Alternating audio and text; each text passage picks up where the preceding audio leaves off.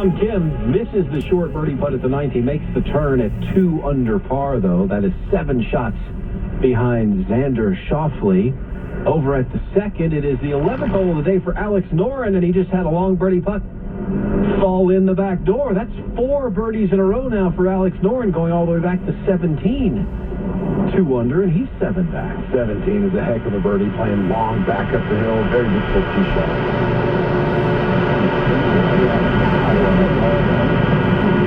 So listening to Brian Harmon down for a couple half of the week. Yeah. Actually, this is going to be crazy. I don't know what this is from, but he's heading towards the course path. Probably going to be great.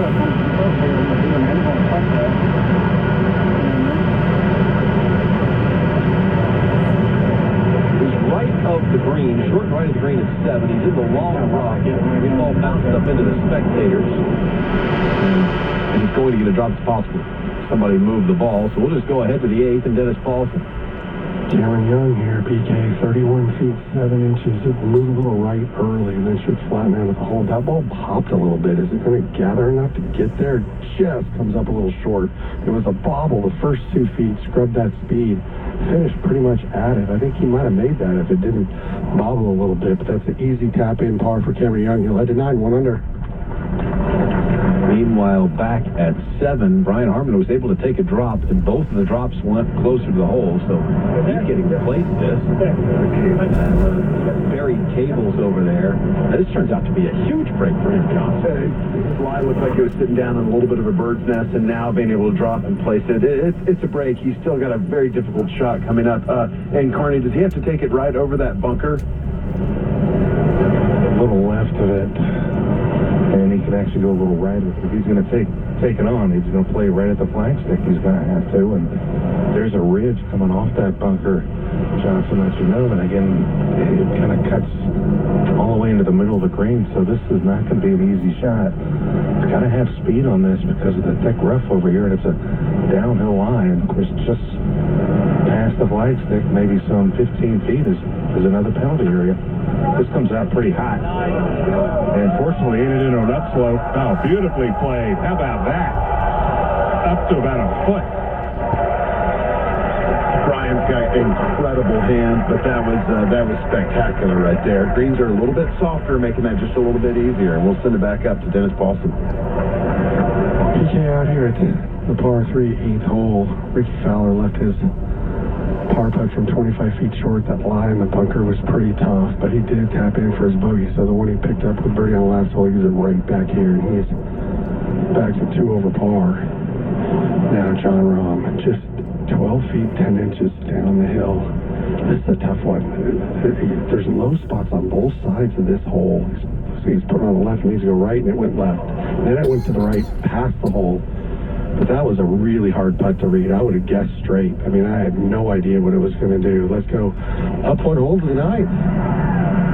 Where Phil Mickelson from the center of the fairway, 169. He's only 1 over now. It was a rough start, and this is a good shot to a front right hole location. He'll have 10 feet for birdie. Let's go back to Mark Carnevale. Yeah, rough ground against them as Wyndham Clark plays his 3rd here at the 7th.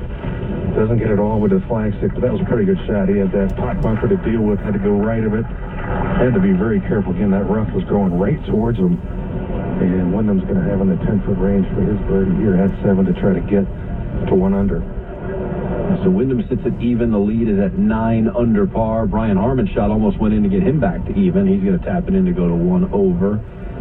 So this is typical major championship type of scoring, except for the top of the leaderboard. What happened with Xander Schauffele to shoot 62? He just had everything clicking. He hit 14 of 18 greens. He hit 12 of 14 fairways, and that's the key to this golf course. If you can set yourself up in the fairway, and the fairways are generous size, but if you miss them, there's rough out there, and it's going to make for a long day. But you set yourself up off the tee out here, and you can really, really take advantage. Now, keep in mind, Kerry Haig, the Chief Championships Officer for the PGA of America, one of the best in the business at setting up golf courses. Tomorrow, with rain in the forecast all day, we anticipate that we're going to see holes in all the high spots on the greens, which means today you couldn't use any of those. And Xander Schauffele took advantage. Scotty Scheffler trying to run him down. He's got himself an eagle putt here at the par 5 7th, and Mark Carnevale is out there. Brian would have been helped a little bit from that shot from Brian Harmon. He's up on above a little ridge on the right center of this portion of the screen. He's got to go down that. That's going to throw the ball right to left. Then it'll get down to the bottom, and with about 15 feet of the hole, it'll go back uphill and work back to the right. So speed is everything. Scheffler sends it down that slope. It's out to the left. That comes up short. Yeah, just didn't judge the speed on that one. That's inside 5 feet. So he will have work left for birdie set at 7 for Scheffler to get back to 3 under. That's the range that hasn't always been his friend. As we go over to the 9th, Matt Fitzpatrick from the center of the fairway here. Uphill second shot, and wow, he just absolutely stuffed one in there. Really difficult right hole location, but that is a beautiful chance for Matthew Fitzpatrick. About 3 feet away, he is at 1 over par. Great shot from Matt Fitzpatrick, but again, that's another guy that's not currently participating in the Shoffley drama. And you're way over par, right? You're way back, but everybody in this afternoon group had to feel that way. And we're not getting the amount of low scores that I thought we will. We still have time this afternoon. Yeah, you got to be patient, and we're being patient. John Rahm with 4 early bogeys, 1 birdie so far. Wyndham Clark checking his out at the 7th. We'll go back to the 4th. Aaron Rye, center of the fairway. The flag is up in the front left. He hits it over the stick, and he pulls the string on this. Here it comes back. He left himself a full second shot at 7, and Aaron Rye is going to have about 8 feet. He is at 2 under par. Just check that real quick. He is at 2 under par. We go to Mark Carnevale. Yeah, just outside 10 feet. Wyndham Clark uphill, going to slide to his right for birdie here at 7. Putter goes back, ball tracking up the slope, out to the left, turning right, and right into the bottom. Acknowledgement of the fans out here at the 7th. Wyndham Clark now 1 under with a birdie here at 7. All right, 8 back. Carney, you just really, on a difficult golf course like this, you have to take care of the par 5s. I know the 7th hole, it leads to decisions. I think back in 2014, 65% of the field went left. It's got to be a higher number this year going left, don't you think, Carney? Well, certainly players like Wyndham Clark and Stanley Scheffler that hit it, a mile, have to take advantage of it. But even Brian Harmon, who, as you were talking about earlier, length could be an issue here at Valhalla for him to be intentional. He's got to take advantage of the par 5s now. Scotty Scheffler just inside 4 feet. And inside left, all up the slope, and right into the bottom. Birdie here at 7 for Scheffler. He's now back to 3 under. An eagle and 2 birdies for Scotty Scheffler, and a bogey. 3 under par, he is 6 shots back as that group heads on over to the par 3/8. Whether you're an avid golfer shopping online for new gear or a small golf shop shipping to customers, Picture Proof of Delivery from FedEx can help you stay on top of your packages. Picture Proof of Delivery from FedEx provides visual confirmation of home deliveries, giving customers and businesses alike greater peace of mind. The best part is you don't have to enroll in any program, and it's provided at no extra charge. So ship with FedEx and be ready for golf season with Picture Proof of Delivery. FedEx, where now meets next. Along with Johnson Wagner, I'm Brian Katrick, Mark Carnevale, and Dennis Paulson out on the golf course. Jason Sobel just waiting for somebody else to shoot 62 so he can talk to him. Might be a while, but Xander shot 1 earlier today, and he leads by 3. We're finally seeing some guys in this afternoon wave break into the first page of the leaderboard. Thomas Dietrich is 4 under, making the turn. He played the back 9. Dietrich is now 5 shots back. Aaron Rye's having a nice round out there as well. It's coming. The scores are coming. We're just not seeing it out of our superstars we wanted to see. But Scotty Scheffler getting that birdie back after the bogey, and he's sitting at 3 under par, so has a chance. We mentioned Aaron Rye, and there it is. There's the birdie putt out there at the 4th. So Aaron Rye now 3 under par through his first 12 holes, and he has a bogey on the card. 6 shots back. Now at the 9th, Phil Mickelson, great shot in here to about 10 feet. And Mickelson, who became the oldest major champion ever when he won this tournament at Kiowa Island. 1 over par, this to make the turn at even. Back and through, breaking to the left, but not enough. Just sits about a ball out on the right. sits there, he tilts his head. He will be one over with the back nine still to play. We'll go back to the 8th and Mark Carnevale. 169, front and center hole location, tucked behind that big bunker. Wyndham Clark sends this high to the sky, trying to get the ball to work a little left to right. It is. Lands just past it, spins back a little bit. Beautiful shot for Wyndham Clark. He's starting to get heated up. That looks to be inside 10 feet. That's to get the 2 under here at the 8th for Clark. And that's right, where John Rahm just hit it in the group in front. It's a very difficult read as we head over to the 9th hole, see if Matthew Fitzpatrick can pay off the beautiful second shot in here, about 3.5 feet just left of the hole, putting back towards the bunker. Putter in behind the ball, breaking left to right, back and through, in right into the middle of the cup. And that's a birdie for Matthew Fitzpatrick to get back to even par, making the turn. A double, an eagle, a birdie, and a bogey as we go back to 8th and Mark Carnevale. They had some helping breeze just off the right. Fish got a shot there. A little bit of a downhill tee shot, 169. Man, this starts left edge of the green and just sitting right there. That ball hangs there about pin high left, but that ball never worked to his right. Does come back slightly. That'll be outside 25 feet for Scheffler. 3 under on the green here at 8. But he's on the right level. We've seen difficult putts down from the low left and from the right side.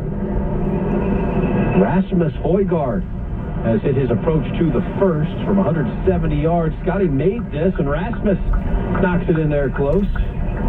He's going to have 5 feet. Rasmus Højgaard is 2 under par. Has twin brother Nikolai, identical twin. Let's go back to Johnson Wagner's. By the way, before we get back there, Shane Lowry, who is not Johnson Wagner's identical twin, that was Lowry birdieing the 11th. So Shane Lowry's back to even par. Now we go back to Mark Carnevale. DK, when you did that, all the heads turned here at the 8th tee. Wonder what was going on. Crowded behind this tee as Brian Harmon sends it away. This starts left, working right, but that made it get up a little bit. Yeah, that finds the front left portion of the green, just a little left of that bunker. Tiger 3-putted from that area earlier today. Not an easy putt. Harmon on the green here at 8 at +1. Tiger Woods back-to-back 3 putts to end his round. He shot 1 over today. Xander Schauffele shot 9 under and leads by 3 shots. PGA Championship. We'll be back in a moment. You're listening to the 2024 PGA Championship.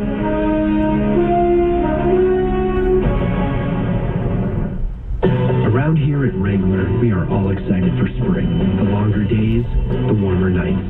When you've got your pick of shorts and jeans, either works just fine. Blue skies, Wrangler, for the ride of life. Barbara is a real Prevagen user, and this is her story.